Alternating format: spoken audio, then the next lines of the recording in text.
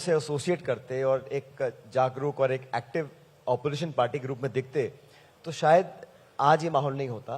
क्योंकि मैं भी विपक्ष रहा हूं। मैं 2013 से 18 हम लोग विपक्ष में थे। हम सिर्फ 21 विधायक थे, लेकिन हम लोगों ने एक सिर्फ विरोध करने के लिए नहीं किया, लेकिन एक चेक एंड बैलेंस होता है लोकतंत्र में। अगर कोई गलत निर्णय है या कोई ऐसी नीति है जो जनता को नकारात्मक प्रभाव डालती है, उस पर अपनी बात को रखना, पब्लिक के जहन को समझना, उनके मस्तिष्क में अपनी एक छाप छोड़ना।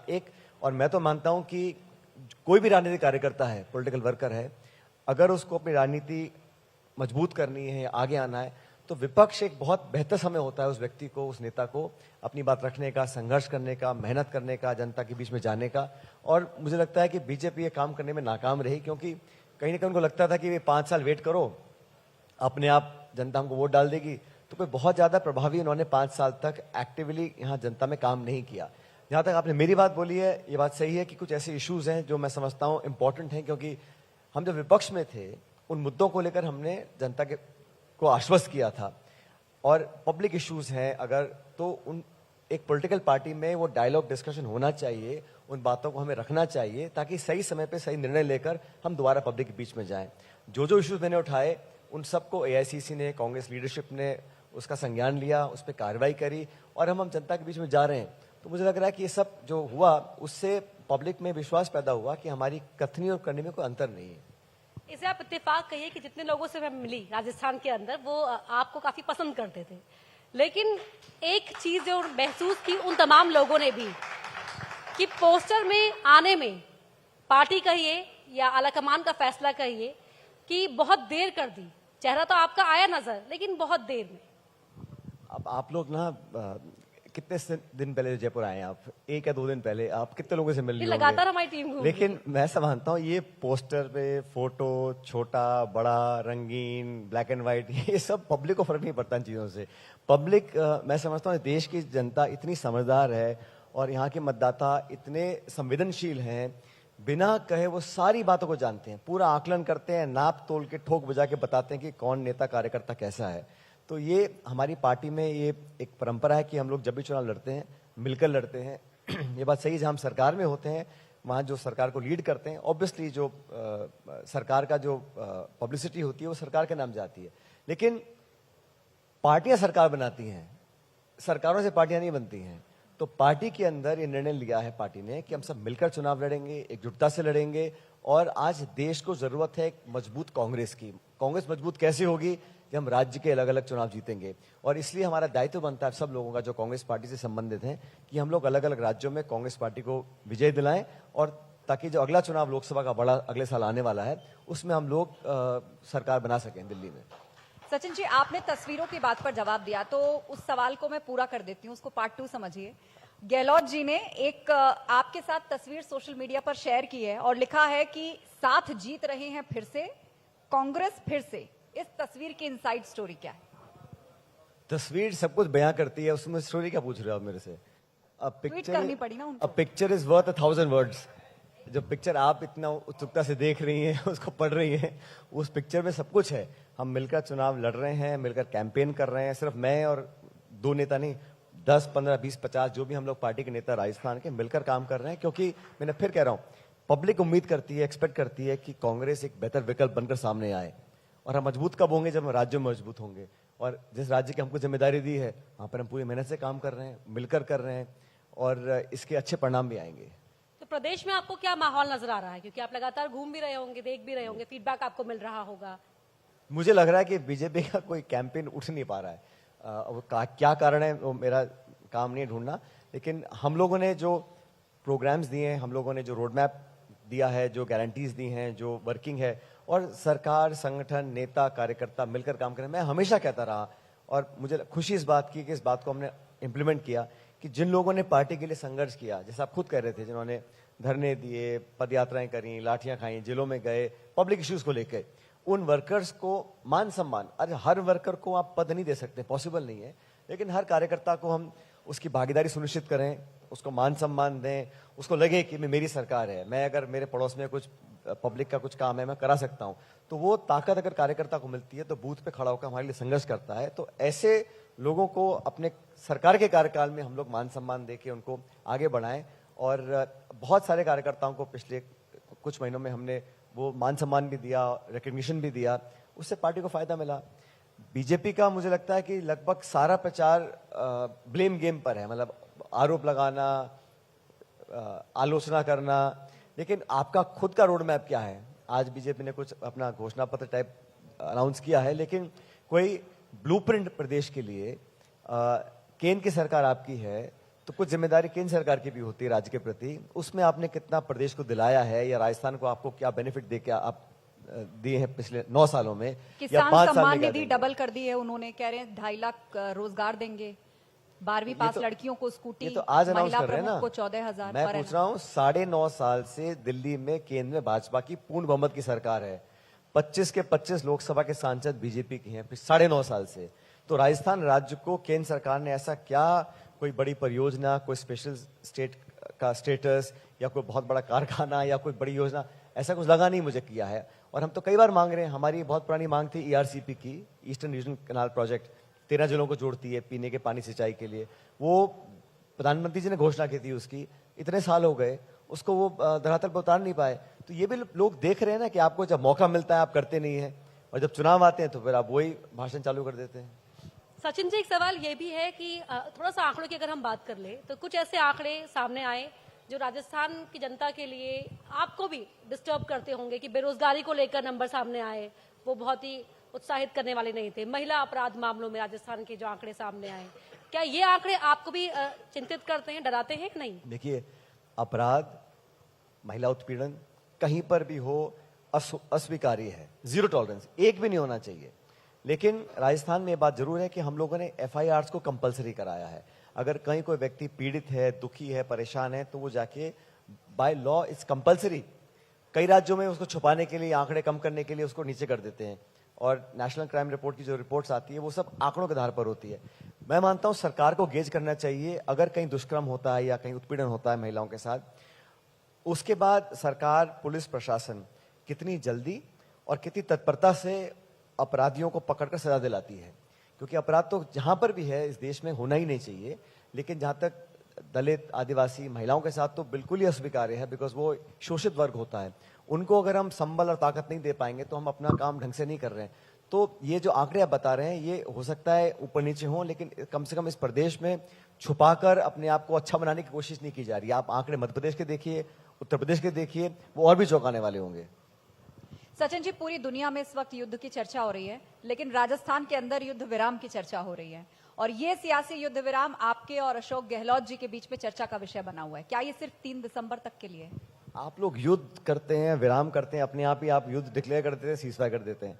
हमारी पार्टी के अंदर एक प्लेटफॉर्म है, हमारे यहाँ एक अपनी बात रखने का एक परंपरा है, और मैं नहीं समझता हूँ कि हमारी लीडरशिप जो पार्टी की है, चाहे वो खड़गे साहब हैं, चाहे वो राहुल जी हैं, या सोनिया गांधी जी हैं, हमने कभी किसी से बात करने में संकोच किया हो। मजबूती से अपनी बात को रखते हैं।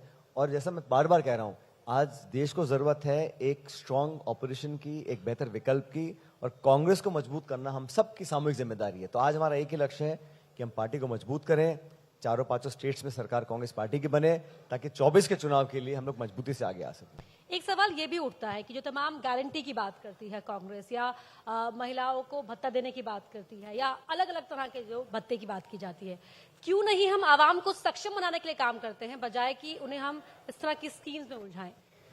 अच्छा, आपने अच्छा सवाल किया।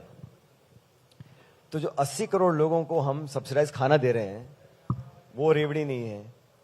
और अगर हम टैक्स पेयर्स का पैसा इस्तेमाल करते हैं किसी को स्कॉलरशिप देने में, किसी को वृद्ध आयु पेंशन देने में, या किसी गरीब की मदद करने में, पैसा जनता का है। सरकार पैसा कहाँ से लाती है? इनकम जो टैक्स देते हैं जनता का पैसा है।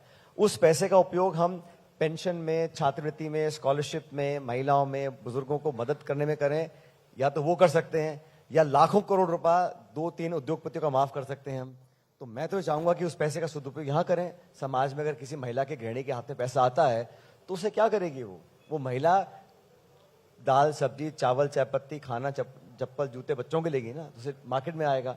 और खरबों रुपए हम कुछ उद्योगपतियों को माफ कर देते हैं, उससे किसको लाभ मिलेगा? इसलिए सरकारों की प्रायोरिटीज होनी चाहिए। हाँ, फिस्कल मैनेजमेंट और अपनी आमदनी और आय के आधार पर हम योजनाएं करें। हम सिर्फ घोषणा कर दें और वो लागू ना हो तो जनता का विश्वास खत्म हो जाता है। तो बड़ा रिस्पॉन्सिबली हम लोगों को एज गवर्नमेंट अपनी बात रखनी चाहिए, और मैं मानता हूं हर सरकार को अधिकार है कि अपनी प्रायोरिटी सामने रखें। अगर प्रायोरिटी, हमारा राजस्थान में हमारा जीडीपी मेरे ख्याल देश में टॉप 3 स्टेट्स में है, तो अगर इन्वेस्टमेंट आ रहा है, आमदनी बढ़ रही है, उस पैसे का इस्तेमाल हम कहाँ करना है, ये सरकार के डिस्कशन पे होता है। और मैं व्यक्तिगत रूप से मानता हूं कि लोगों की भलाई करने में, लोगों को आर्थिक मदद देने में, जो गरीब तबका है, जो पिछड़ा है, और किसी की कॉस्ट पे नहीं हो रहा है, तो ये वेलफेयर स्कीम्स जो है ये समाज का बहुत बड़ा हिस्सा है। इसको नकारात्मक रूप से नहीं देखना चाहिए। राजस्थान में कांग्रेस का असली पायलट कौन है?